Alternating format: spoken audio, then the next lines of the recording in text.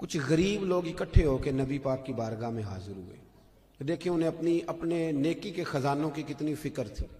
حضرت ابو ہریرہ رضی اللہ تعالیٰ عنہ کہتے ہیں انہوں نے غریبوں نے آ کے عرض کی یا رسول اللہ صلی اللہ علیہ وسلم یہ امیر تو نیکیوں میں ہم سے آگے نکل گئے. حضور نے فرمایا وہ کس طرح؟ عرض کی یا رسول اللہ وہ زکوٰۃ دیتے ہیں ہم پر فرض ہی نہیں، وہ حج کرتے ہیں ہم پر فرض ہی نہیں، وہ صدقات و خیرات کرتے ہیں ہم کر ہی نہیں سکتے، وہ تو گزر گئے آگے، اب کیا کریں؟ قربان جائیں محبوب کے سمجھانے کے طریقے. حضور نے فرمایا کان ادھر لاؤ. وہ غریب نہ حضور کے چہرہ نور کے گرد حالہ بنا کے کھڑے ہو. حضور فرمانے لگے سنو کان میں بات، رات کو جب سونے لگو نا تو 33 بار سبحان اللہ پڑھا کرو، پھر 33 بار الحمدللہ پڑھا کرو، پھر 34 بار سبحان. دیکھیں آپ کو یاد ہے اس کا نام کیا ہے؟ تسبیح ہے سبحان. اللہ آپ کو خوش رکھے. بڑی خوشی ہوئی آپ کی زبان سے لفظ سن. کہا یہ پڑھ کے سویا کرو رات کو. امیر جتنے بھی نیک کام کریں گے نا تمہاری اس تسبیح کی برکت سے اللہ تمہیں سب امیروں سے زیادہ اجر عطا کرے گا. مشکل کام تو نہیں، سب امیروں سے. انہیں فکر تھی کہ وہ کہیں ہم سے آگے نہ نکل جائیں روحانی دنیا میں، نیکیاں زیادہ نہ کما لیں.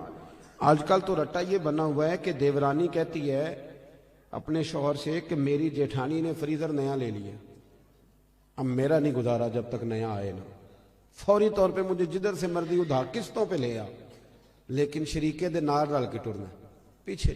یہ ہماری دوڑ ہے.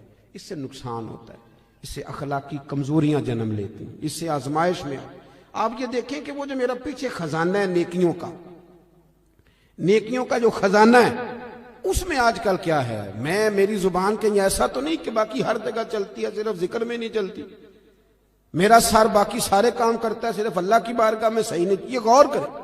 حضرت ابو ہریرہ رضی اللہ تعالیٰ عنہ فرماتے ہیں وظیفہ پوچھ کے گئے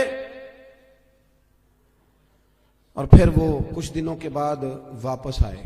گئے تو بڑے مسکراتے گئے تھے جیسے خزانہ ہاتھ لگ گیا. بڑے کچھ دنوں کے بعد واپس آئے تو بڑے پریشان تھے. حضور نے فرمایا اب کیا ہوا؟ کہا یا رسول اللہ بڑی پریشانی بن گئی. اب بھائی ہوا کیا؟ عرض کرنے لگے یا رسول اللہ وہ بات تو امیروں نے بھی سن لی ہے. ایک صحابی کہنے لگے میرا پڑوسی بڑا امیر ہے، رات وہ بھی تسبیح پڑھ رہا تھا اپنے سین میں سن رہا تھا، حضور اب کیا کرتا ہے؟ تو سرکار اس بات سے راضی ہوتے تھے. حضور خوش ہوئے، مسکرائے، فرمایا اب کیا کرنا ہے؟ ذالک فضل اللہ یؤتیہ من یشاء. یہ پھر اللہ کا فضل ہے، وہ جس کو چاہے عطا کر دیتا ہے. میرے عزیز سمجھے کہ وہ لوگ اور وہ ذرا سا بھی اپنے اندر ریا نہیں آنے دیتے تھے. حسد نیک آدمی میں بھی ہوتا ہے. ناراض تو نہیں ہو گئے نیک لوگ جی؟ نیک ناراض نہ ہو جائیں. حسد نیک آدمی میں بھی، بندہ نیک بھی ہوتا ہے اور حسد بھی، چونکہ حدیث ہے ترمذی شریف میں حضور نے فرمایا حسد نیکیوں کو یوں کھا جاتا ہے جیسے خشک لکڑی کو آگ کھا جاتی. تو اس کا مطلب ہے حضور نے فرمایا بندہ حاسد بھی ہوتا ہے اور نیک بھی ہوتا ہے، اس کے ساتھ ساتھ حسد بھی چل رہا ہوتا ہے اور نیکیاں بھی. تو پھر نیک آدمی کو چاہیے نا حسد سے جان چھڑائے. ایسا نہ ہو کہ وہ نیکیاں کرتا جائے اور ساتھ ساتھ حسد کھاتا جائے. اس کا کوئی فائدہ. اپنی روحانی زندگی کہیں تکبر نہ آئے کہیں بھی. اور امام کشاری تو یہاں تک فرماتے ہیں، آپ فرماتے ہیں میں نے بہت سارے جھکے ہوئے لوگ دیکھے ہیں، گردنیں جھکی ہوئی ہیں، دل میں بڑا تکبر ہے.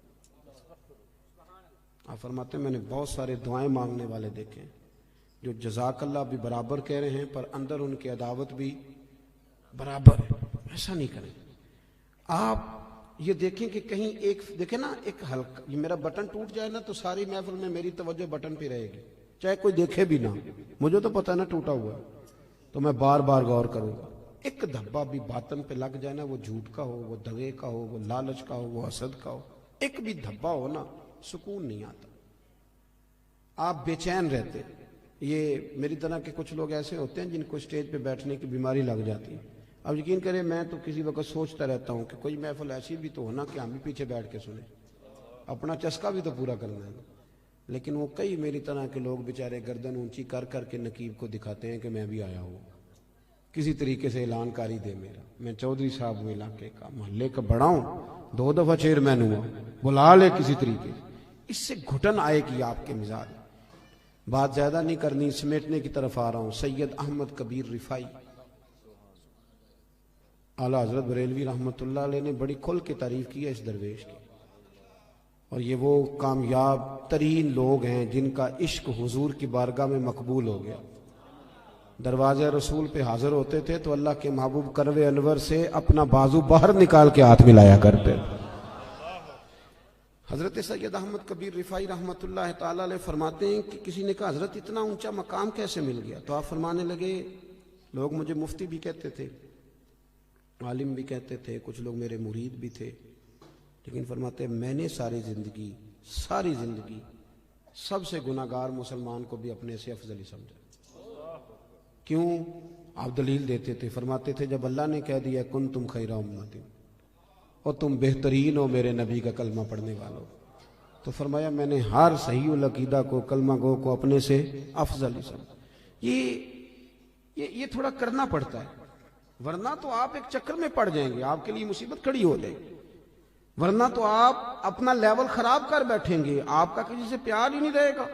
आप बुलंदी पे होंगे, आपको कोई नारा लगा के हाथ चूम के प्यार करेगा तो आप कर पाएंगे, वरना रह जाएंगे आप बीच में। सैयद अहमद कबीर रिफाई फरमाते हैं कि मैं एक दफा गुजर रहा था, एक खेत के बीच में दरमियान में मुंडेर थी छोटी सी, क्या किधर पंजाबी च वट जी, आपका नहीं मुझे पता, मैं तो पेंडू हूं। तो गांव में ना ये जब चावल की फसल काश्त करते थे ना मूंजी, तो उस वक्त कद्दू किया जाता था, पता है कि नहीं? चलो जिन्होंने पता है वो तो हाँ ना करो ना। वो कद्दू का मतलब ये होता था कि वो सारी फसल भर देते थे पानी से, अच्छे तरीके से भर दी जाती थी। वो बड़ी नरम, चूंकि चने की फसल का बीज नहीं लगता, उसका पौधा लगता है, पहले वो अलग जगह लगाया जाता है, फिर उसको वहां से लाके यहाँ बोया जाता है, एक पूरी तरतीब है। पनीरी उसको कहते हैं, और भी कुछ आखिदा सी तुसी मैनू याद, लाभ, देखें कारी साहब को पता है जी, लाभ है ना जी, अल्लाह ताला जज़ाए खैर दे, बहुत सारी बरकत दे कारी साहब को, आप सब हजरात को। तो वो इस तरह समझ लें कि फरमाते हैं मैं बट से मुंडेर से गुजर रहा था, इधर भी पानी था इधर भी पानी था। सैयद साहब कहते हैं जब मैं गुजर रहा था तो सामने से कुत्ता आ गया। अब कुत्ता भी खड़ा है गुजरने को, मैं भी खड़ा हूं, अब जो है वो टाइम थोड़ा है, मैंने असर की नमाज पढ़नी थी। अब वहां से दो बंदे नहीं गुजर सकते, एक ही गुजर सकता है। फरमाते हैं वो भी खड़ा मैं भी खड़ा। कुत्ता अगर नस्ली असली हो तो अल्लाह वालों का अदब करता है, आपको पता है ना साहब काफ के कुत्ते का। तो वो भी खड़ा हो गया, तो कहते मैं भी खड़ा हो गया।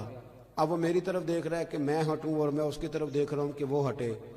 अब बात जब लंबी हो गई तो सैयद साहब फरमाते हैं मैंने दुआ की, मैंने कहा मालिक इसे जुबान ही दे दे, मैं को बात ही कर लूं। तो अल्लाह बड़ा करीम है, दुआएं मकबूल फरमाता है। कहते हैं कुत्ते को अल्लाह ने जुबान दे दी, तो मैंने उसे कहा यार जरा हट जा, मैंने जाना है। तो कहने लगा शाह जी आप हट जाए, मैंने भी तो जाना है ना, मैंने भी तो जाना है। तो कहते हैं मैंने उसे कहा यार मेरी सुन बात, मैंने पढ़नी है असर की नमाज, मैं हूं शरीयत का मुकल्लिफ, मैं पाबंद हूं, तू तो पाबंद नहीं दीन का, मुकल्लिफ नहीं, तेरे ऊपर फर्ज नहीं, मेरे ऊपर नमाज फर्ज है। अगर मैं खेत में उतरूंगा तो कपड़े मेरे आलूदा हो जाएंगे और मुझे गुस्ल करना पड़ेगा, वुजू तो लेट हो जाऊंगा। तो तू चूंकि मुकल्लफ नहीं, तू उतर जा। तो कहते हैं उसने मुझे बड़ी अजीब बात कर दी, कहने लगा शाह जी खेत में उतरने से तो आपके कपड़े आलूदा होंगे, पर मुझे कुत्ता और हकीर समझकर अगर आपने खेत में उतारा तो आपका दिल आलूदा हो जाएगा और कपड़े तो धुल जाएंगे। वो क्या कहा था दरवेश ने? बाबा साहब कहने लगे राती जागे तो शेख सदा में, राती जागदे कुत्ते तैथों उत्ते, मालक दा दर मूल न छड़ दे, भावें मारो 100 जुत्ते, तैथों उत्ते एक बुरकी दा कदर पछानन, भावें मालक होवन सुत्ते, तैथों उत्ते उठ बुलिया चल यार मना ले, नहीं ते बाजी लै गए नहीं कुत्ते। उठ बुलिया चल यार मना ले, नहीं ते बाजी लै गए। सैयद साहब फरमाते मैं छलांग लगा के उतर गया खेत में, कपड़े आलूदा हो गए, मैंने धोए, नए सिरे से वुजू किया, कपड़े बदले, लेकिन मेरा दिल बड़ा ठंडा रहा कि मैंने हकीर नहीं जाना अल्लाह की। थोड़ी सी ना अपनी रूहानी जिंदगी पर भी तवज्जो दें, थोड़ी सी तैयारी करें, हमने जाना है कब्र में। लोग ना हज़रत अब्दुल्ला इब्न मुबारक रहमतुल्लाह अलैह के आखिरी वक्त आया तो अम्मा भी रो रही थी, बच्चे भी रो रहे थे, बीवी भी रो रही थी। तो बीवी से कहने लगे क्यों रोती हो? तो कहने लगी तू मेरा सरताज है, तू है तो मैं बादशाह हूं, तेरे बाद कौन पूछेगा? میں اماں تم کیوں روتی ہے؟ تو ماں کہنے لگی بیٹے تو اور بھی ہیں پر تو فرما بردار پتر تھا، تیرے بعد کون پوچھے گا؟ بچوں سے پوچھا تم کیوں رو رہے ہو؟ کہنے لگے ابا جس طرح بیاہ کرتا ہے دوسرا تو کوئی نہیں نہ کرتا، تیرے بعد کون پوچھے گا؟ تو حضرت عبداللہ ابن مبارک کہنے لگے اوہو میں سمجھ رہا تھا مجھے رو رہے ہو، تم تو اپنی ضرورتوں کو رو رہے ہو، مجھے کہاں رو رہے ہو؟ اور میں رو رہا ہوں کہ میں نے آگے کیا لے کے جانا۔ ہماری باقی وزاداری ٹھیک ہے، اب کہاں وہ لوگ ملتے ہیں جن کے کپڑوں پہ پابند لگے؟ اب غریب آدمی بھی اچھے کپڑے پہنتا ہے، ہفتے میں 2 دفعہ گوشت کھاتا ہے، اب کوئی ایسا مسئلہ نہیں رہا۔ لیکن وہ جو ہماری روحانی زندگی تھی نا، دیکھیں نا مشکات شریف میں حدیث ہے، اللہ کے رسول صلی اللہ علیہ وسلم نے فرمایا اپنے گھروں میں مسجد بناؤ، یعنی گھر میں ایک حصہ مخصوص کرو نماز کے لیے۔